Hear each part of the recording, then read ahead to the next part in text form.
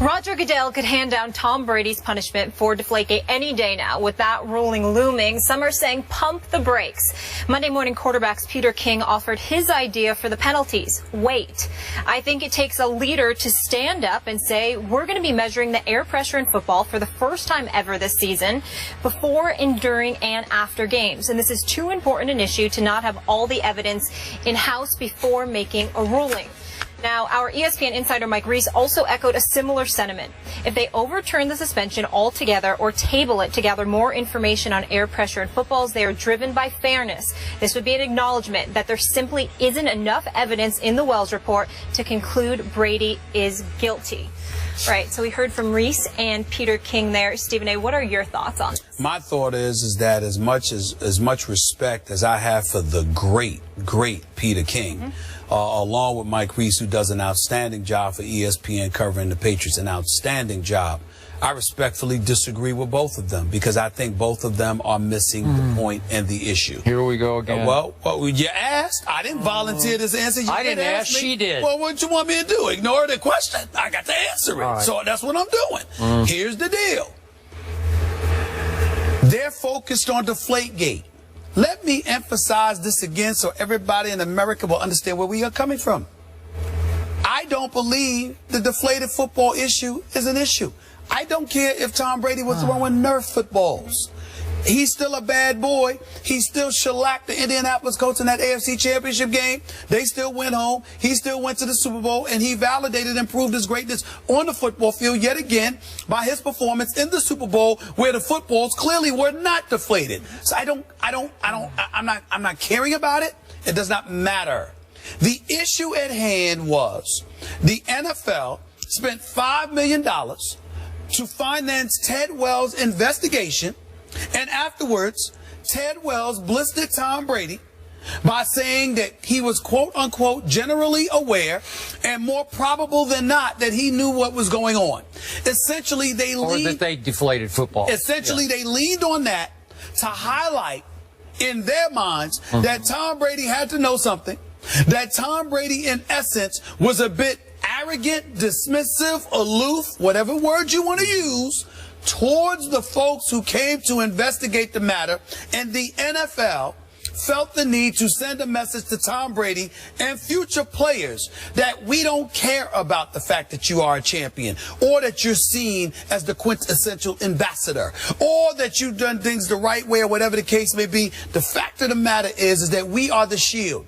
You play for the New England Patriots, but the New England Patriots falls under our umbrella. That is the NFL. They are not bigger than the NFL. And when we send people to ask you questions, to investigate a matter, damn it, answer the questions. And make sure that you come across as cooperative as you can be. Otherwise, we are going to deal with you.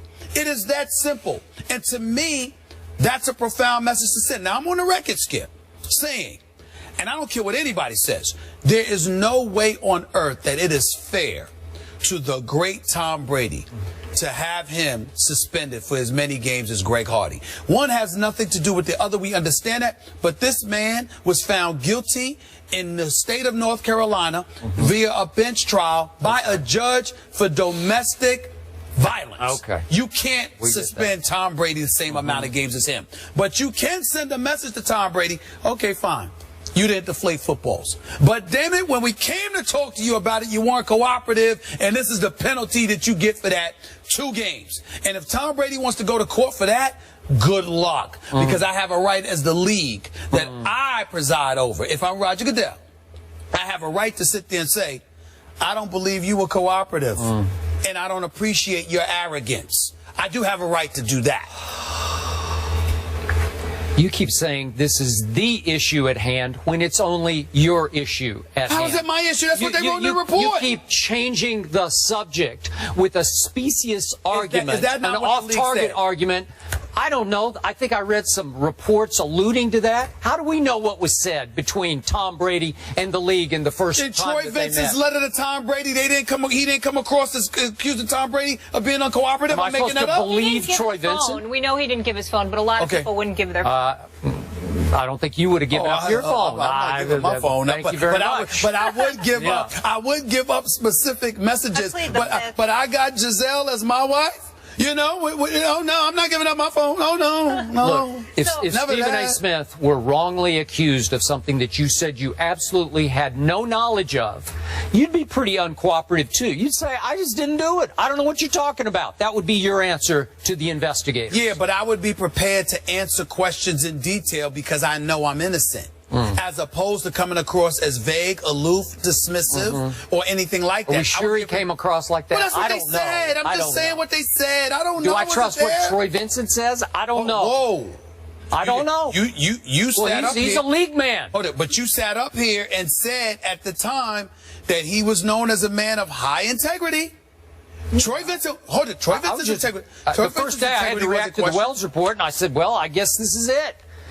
But isn't it interesting? We have come full circle from that first day of, he's guilty. They got him red-handed, to, man, maybe we should rethink the conclusions of this report that said Tom Brady was generally aware and that the Patriots, more probable than not, deflated the footballs.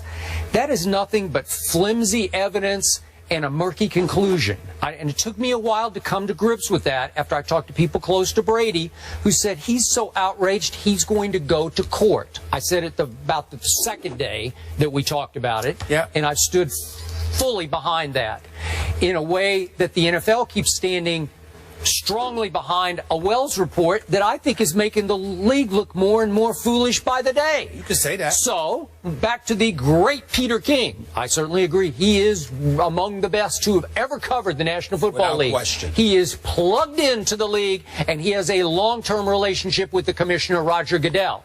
So, is it possible that the league wanted to float this prospect of tabling the issue for a year just to see how Stephen A. Smith might, not just you, but all the media people would react to it? Is it possible that this option is being considered by the league as we speak? Maybe we should just table for a year, let things simmer down a little bit. Let's not go to court and fight with our golden boy quarterback, Tom Brady. Let's just stop this for a while and put it on the back burner. Is that a possibility that's happening right now? Let me tell you why I don't believe it's a possibility. It would have been a possibility if the NFL hadn't already come down with its ruling of a 4-game suspension.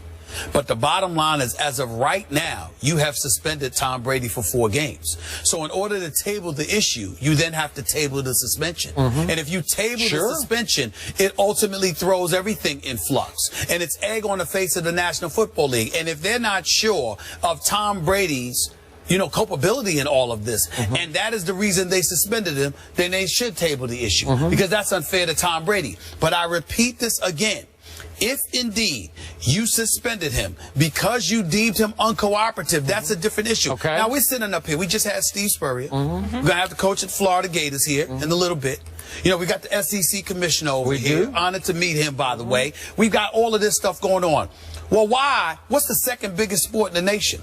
It's college football. Some would argue. College football, not the NFL, but college football. You got kids on the come up. You're talking about culpability. You're talking about being responsible. And when you have dominion over a league, you are the boss. When you want to sit here and say, well, Stephen A., you ain't turning over your cell phone. Yeah, that might be true. But if they ask me, pertinent to this issue, we want to see any messages or any emails or whatever that the correspondence related to that. And let's say, for example, ESPN wants that. Well, we got Bob Iger at Walt Disney. We got John Skipper running it. We got Mr. John Wildhack. Okay, let them ask me for my cell phone. Here you go. Pertinent to this issue. Here you go. You know why? Damn it, because they're the boss.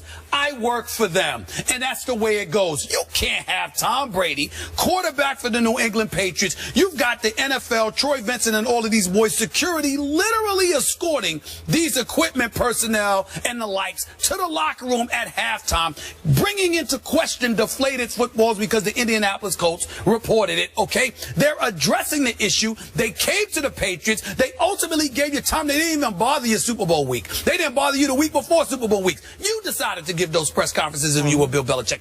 You decided to give that a joke of a press conference if you were Tom Brady leading into Super Bowl week.